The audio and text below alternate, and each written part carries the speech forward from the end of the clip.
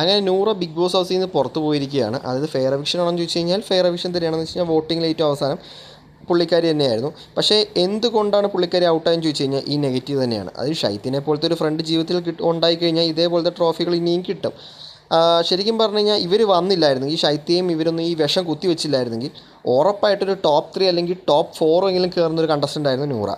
അതായത് ഡേ 1 തൊട്ട് ഇത്രയും നാൾ നിർത്തിയത് ഓഡിയൻസിന് ഈ പുള്ളിക്കാരി ഇഷ്ടപ്പെട്ടിട്ടാണ്. അത് ആതിര ആയിക്കോട്ടെ നൂറ ആയിക്കോട്ടെ ഇവർ രണ്ടുപേരും ഇഷ്ടപ്പെട്ടിട്ടാണ് നിർത്തിയത്.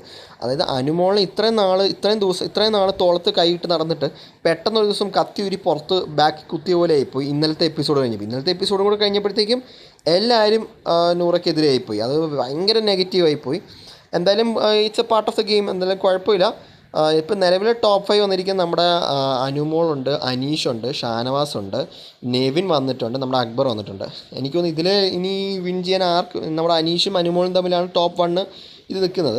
അത് ചിലപ്പോൾ അങ്ങോട്ടും ഇങ്ങോട്ടും മാറി. ഇനി എന്താ അവസ്ഥ എന്ന് ഞാൻ അറിയാൻ പാടില്ല. ഇന്നത്തെ എപ്പിസോഡ് ഒരു ക്രൂഷ്യൽ എപ്പിസോഡാണ്. ഇന്നത്തെ വോട്ടിങ്ങും നല്ല ക്രൂഷ്യൽ എപ്പിസോഡാണ്. അപ്പോൾ നോക്കിയും കണ്ട് വോട്ട് ചെയ്യുക, നിങ്ങളുടെ ഫേവറേറ്റ് കണ്ടസ്റ്റൻസിന് നോക്കിയും കണ്ട് വോട്ട് ചെയ്യുക, ഇൻഫ്ലുവൻസ് ആവാണ്ടിരിക്കുക, അർഹിക്കുന്ന ആൾക്കാർക്ക് തന്നെ കപ്പ് കൊടുക്കാൻ ശ്രമിക്കുക. അപ്പോൾ കൂടുതൽ അപ്ഡേറ്റ്സ് ആയിട്ട് നമ്മുടെ ചാനൽ മറക്കാതെ സബ്സ്ക്രൈബ് ചെയ്യുക. വോട്ടിംഗ് അപ്ഡേറ്റ്സ് നമ്മുടെ ചാനൽ ഇട്ടിട്ടുണ്ട്. ഈ ലിങ്കിൻ്റെ താഴെ ജസ്റ്റ് ക്ലിക്ക് ചെയ്താൽ മതി.